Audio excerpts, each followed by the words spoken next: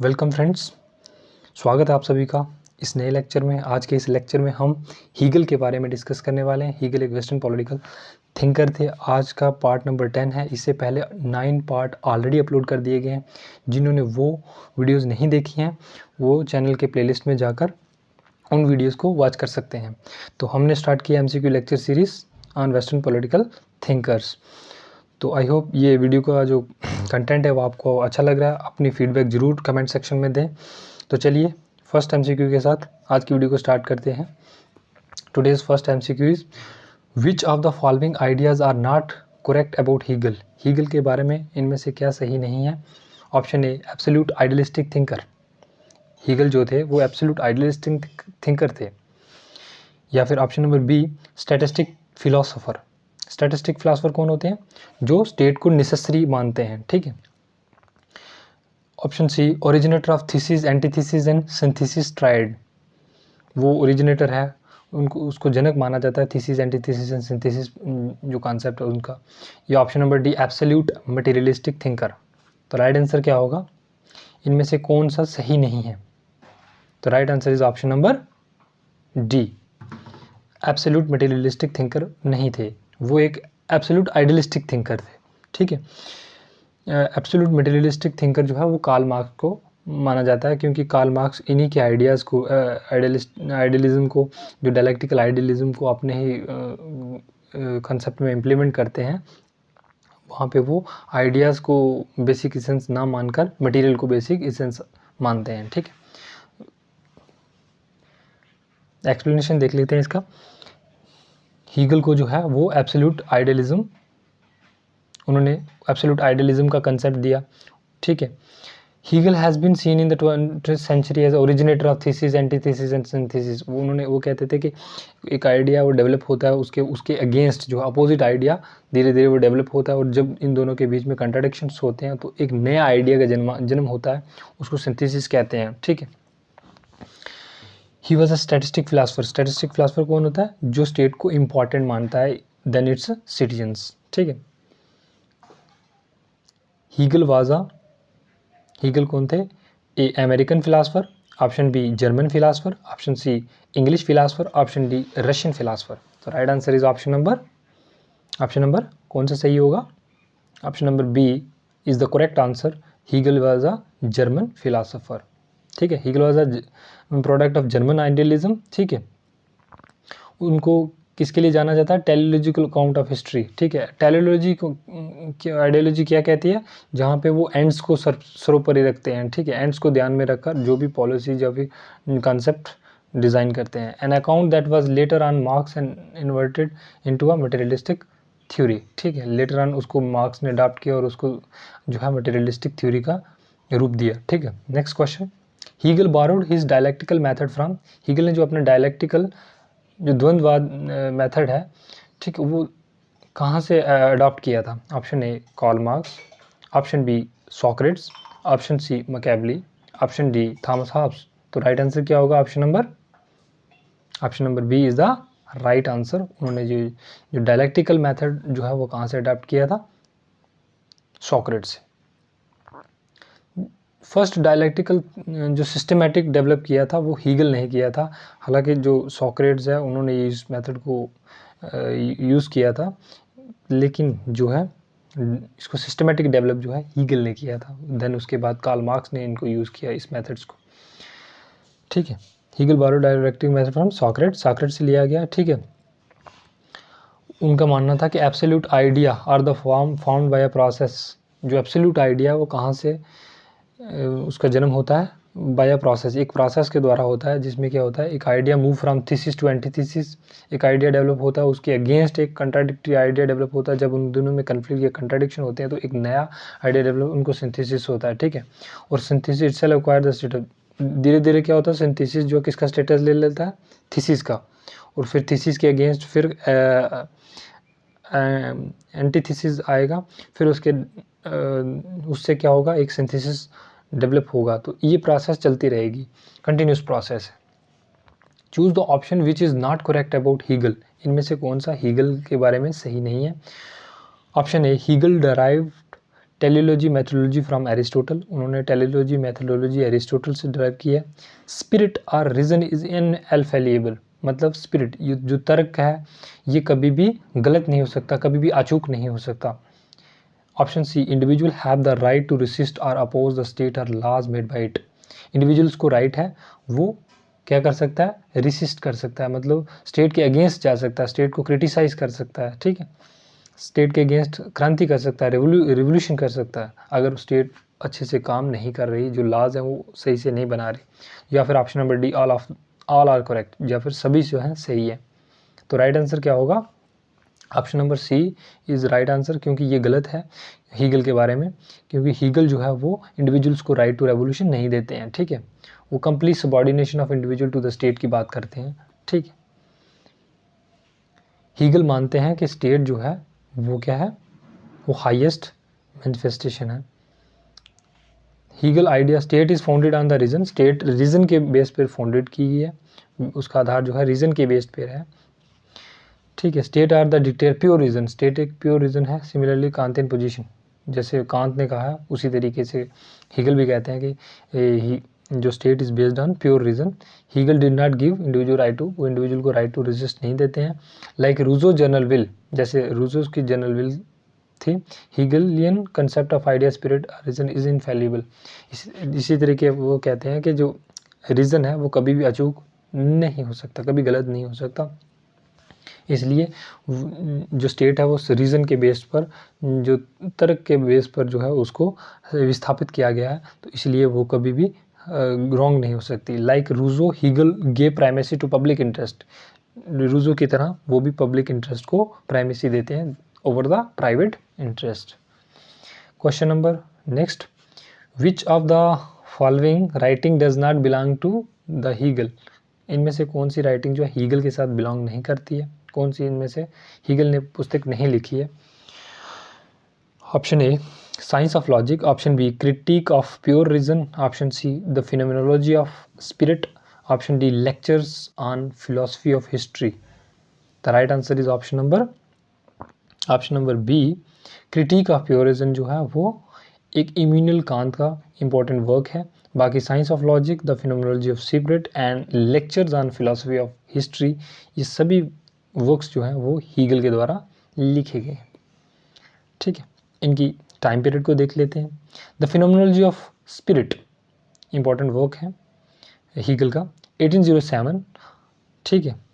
इसमें वो क्या कहते हैं, evolution of consciousness from sense perception to absoluteness, कैसे जो है सेंस परसेप्शन, जो हमारी सेंसेस एक्सपीरियंस है उससे हम कैसे एब्सोल्यूट नॉलेज की तरफ बढ़ेंगे, उसका कैसे एवोल्यूशन हुआ, ये इस पुस्तक में वो डिस्कस करते हैं। साइंस ऑफ लॉजिक, ठीक है, 1811 टू 1816, ठीक है।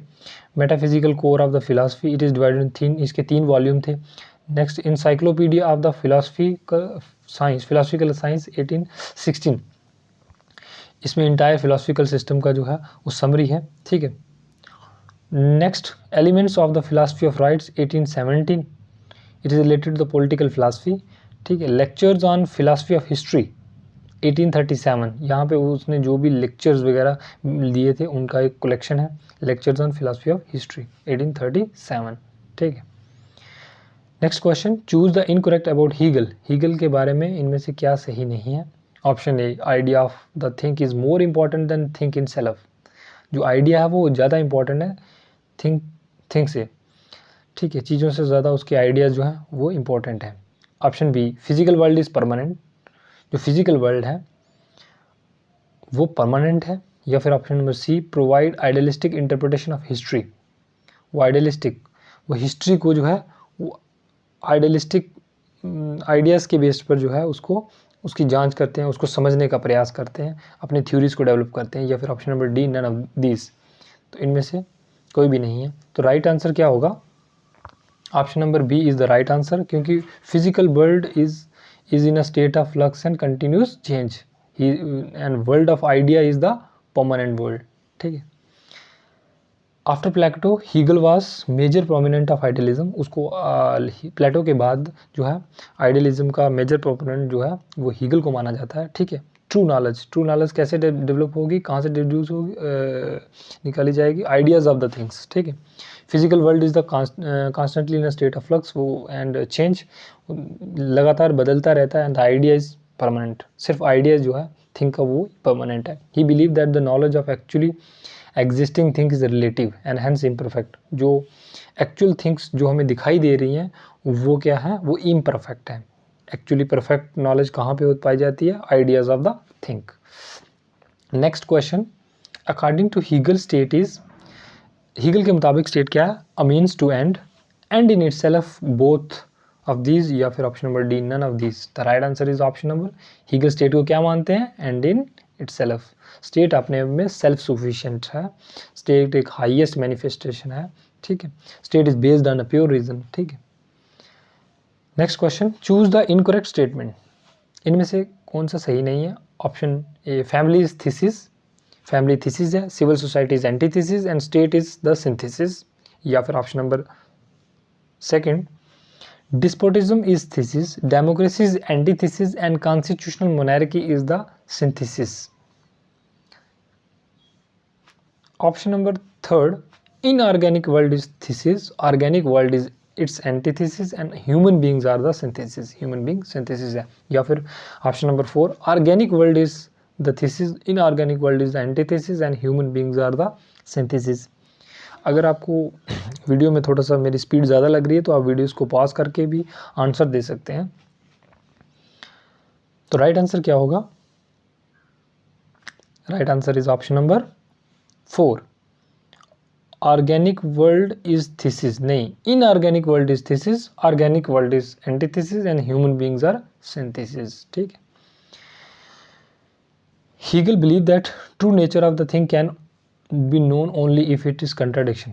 अगर आपको किसी थिंग्स का उसका सही से उसका नेचर उसकी प्रकृति को जानना है तो उसके अपोजिट क्या आइडिया है, क्या अपोजिट क्या चीज़ है, उसको अगर आपको ज्ञान है तो आप उस थिंग को अच्छे तरीके से समझ सकते हैं। जैसे आपको प्लेजर का जो अनुभूति है, pleasure is best understood in opposition to pain. आपको पेन, जब आपको पेन के बारे में पता होगा तभी आप जो है प्लेजर को अच्छे से अंडरस्टैंड कर सकते हो। Heat in opposition to the cold, goodness in opposition to the bad, justice in opposition to the injustice. अगर आपको इनजस्टिस के बारे में नॉलेज है कि इनजस्टिस क्या होता है तभी आप जस्टिस को अच्छे से समझ सकते हो। मतलब एक आइडिया को समझने के लिए उसके कंट्राडिक्टरी आइडिया को की नॉलेज होना बहुत इंपॉर्टेंट है। According to Hegel, what is the last stage of history according to Hegel, Hegel के मुताबिक लास्ट स्टेज ऑफ क्या है हिस्ट्री की, evolution of human beings, evolution of organic world, evolution of civil society, या फिर evolution of state.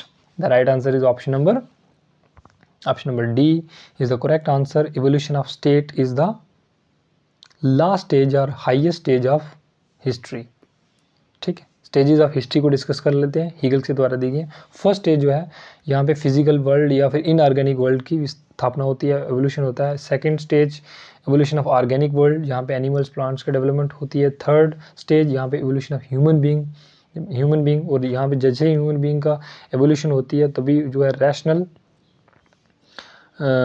Reason का development होता है, ठीक है। Fourth stage evolution of family, धीरे धीरे फैमिली का एवोल्यूशन होता है। म्यूचुअल कॉपरेशन, फैमिली में क्या होता है, म्यूचुअल कॉपरेशन और यूनिटी जो है उसका स्थापना होती है। Fifth stage mark the evolution of civil society, जहाँ पे सिविल सोसाइटी होती है, जहाँ पे एक दूसरे के ऊपर इंटरडिपेंडेंस हो जाता है।